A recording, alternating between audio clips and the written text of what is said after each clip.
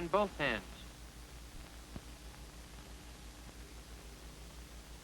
Now change to the right hand.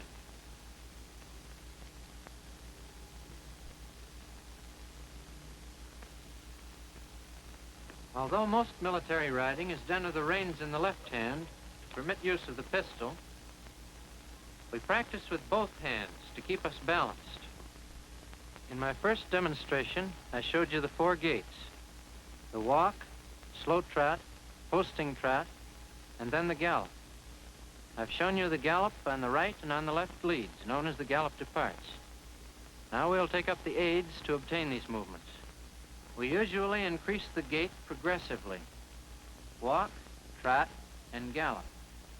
And so the aids for the gallop departs will normally be taken while sitting at the trot.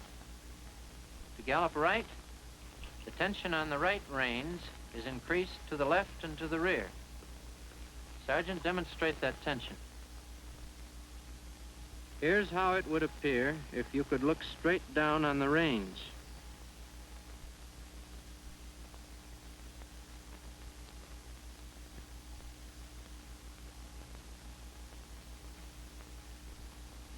The tension of the left reins is slightly to the rear.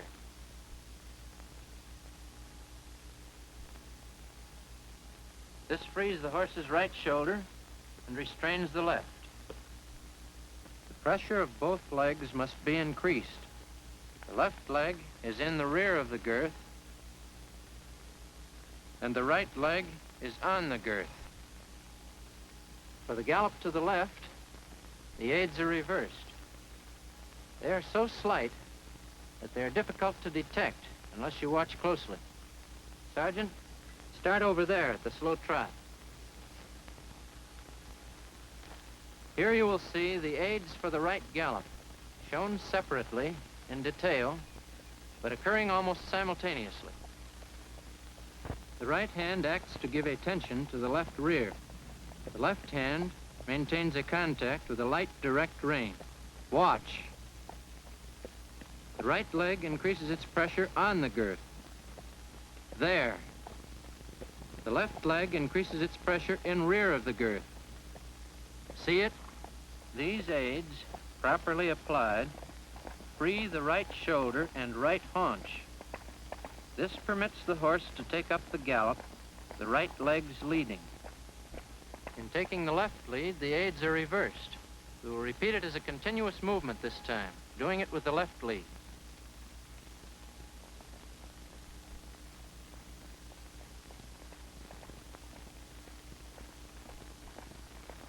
The hand on the side toward which the lead is desired and the leg on the opposite side are really applied more forcibly and thus become the predominant aids.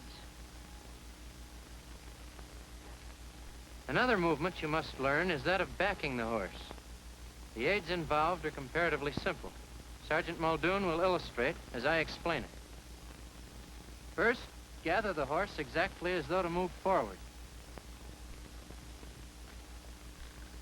Then close the fingers on the reins. A slight shift of weight to the rear may be necessary to maintain the rider's balance, but don't lean back. The action of the reins should not be steady or continuous, but is accomplished with repeated applications.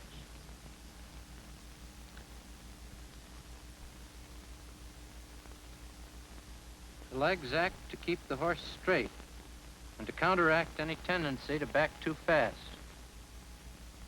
That'll do, Sergeant.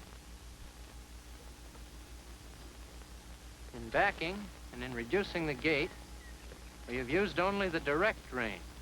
Now we come to the turns, which require the leading and bearing rein. Sergeant, demonstrate the right leading rein. Move the right hand to the right without increasing tension on the reins.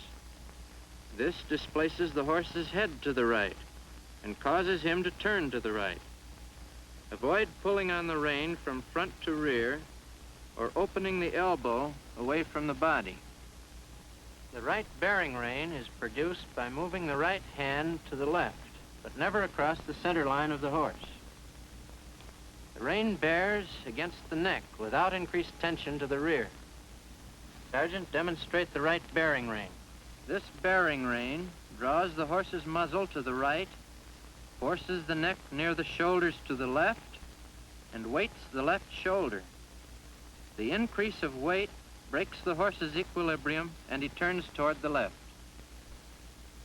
There is another method known as neck reining. Sergeant Jones will demonstrate. It is not adapted for precise riding, nor for initial training of a horse. However, a well-trained horse will respond to a slight pressure against the neck, even with a fairly loose rein. See how long the reins are. The only indication given the horse is a light touch of the reins on the side of the neck away from the direction of turn. The properly trained horse bends both his head and neck on the arc of the turn. Is it now clear to you what we mean by the direct, leading, and bearing reins? Yes, sir, except for one thing. You showed the right bearing rein with attention to the left only. When the right gallop depart was shown, attention was to the left and also to the rear. Correct. That is a combination effect. It is not a bearing rein because it does not act against the neck. Let's examine a little closer. Sergeant, demonstrate that tension. It is called an indirect rein of opposition, but its name is really of no importance. Think of it in terms of effect only. Are there any more questions? Seems clear enough now, sir.